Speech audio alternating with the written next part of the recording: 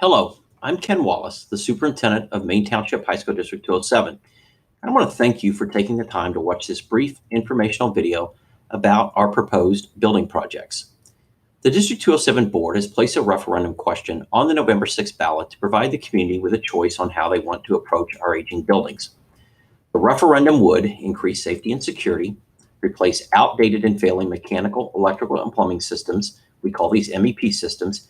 And finally, the work would improve the educational environment by creating more spaces that match how we do school now. While our buildings have served us well, they're simply aging. Maine East opened in 1930 during the Great Depression, a decade before the U.S. entered World War II. Maine West opened in 1959 when cars had tail fins and Dwight Eisenhower was president. Maine South opened in 1964 when color television was still the exception rather than the rule, and well before any of us had ever heard of a cordless phone, let alone today's powerfully smartphones.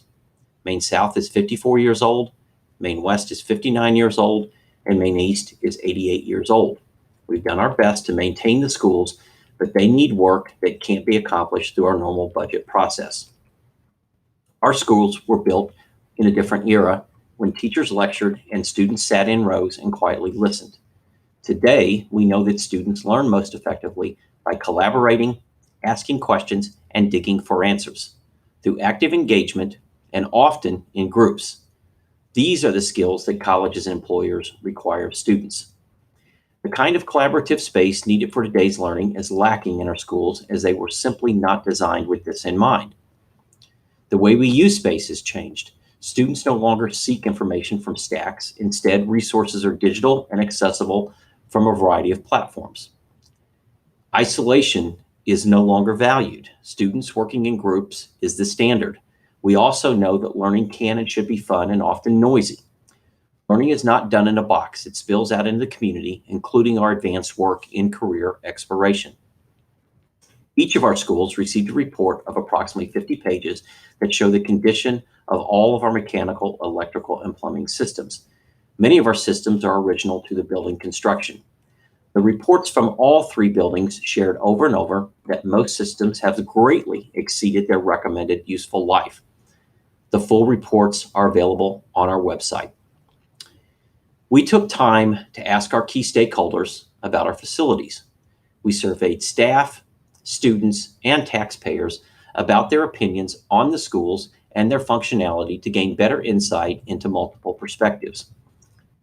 These are the common themes we heard from our stakeholder groups: infrastructure, safety and security, collaboration zones, instructional environments, and equity. We spent several months earlier this year with a citizens task force made up of a cross-section of the community to dig deeper into the potential of putting a referendum on the ballot. About 40 community residents worked with the district from February through June. They took extensive tours of the building, and they studied facility reports and financing options. They assessed the results of phone and mail surveys of registered voters. Ultimately, based upon all of the information and learning, the task force recommended that I pass along a recommendation to the Board of Education that the district place the $195 million bond referendum on the ballot. Through a culmination of years of study and analysis, the master's facility plan, survey results from stakeholders, and the task force recommendation, I made the recommendation to our board to place a referendum question on the ballot at our regular meeting in August. The reasoning included changes are needed to provide students with a secure environment that is more conducive to a contemporary teaching and learning environment. It has been nearly 45 years since we sought to make substantial improvements with community support, resulting in our school facilities not being on par with neighboring districts. Delaying the question puts the district further behind. The board voted to place the question on the ballot. As part of the discussion, it was stressed that the board believes the voters should be given the choice of how the schools will look in the future. More than $80 million of the work is infrastructure improvements to improve our old and failing system. The improvements provide roughly the same amount of money for each of our three high schools. These improvements would bring our schools to a much more equitable level on what is offered to students across the district. These school-specific changes would improve the instructional environment and move us closer to our goal of providing a collaborative approach to teaching and learning. The referendum is asking for permission to borrow $195 million in addition to utilizing $45.7 million from the district's reserve funds. Given that the district is asking the voters for permission to borrow money, we have been asked by many in the community how we compare in relation to our operating expenditures per student. District 207 has the lowest operating cost among the comparable school districts in our conference by a significant margin. On the overall tax bill, the cost of this referendum is approximately 3%. In order to figure out the exact additional cost of the referendum for a homeowner, an individual should look at their tax bill, specifically the District 207 line item, by multiplying the amount of taxes paid to District 207 by 12.96%. You will be provided the additional amount in taxes in cost on your property.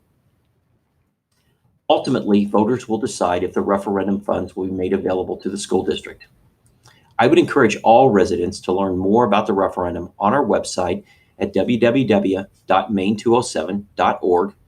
I would also encourage citizens to come out and see our buildings firsthand at one of the many public forums we are holding in the next couple of months. On the website, there is a question and answer section. If there is a question you have that is not already answered, please use the online form to submit the question so that it can be added to that list of questions. We'll update those regularly. And finally, thank you very much for watching and listening today to consider this very important topic for our community's future.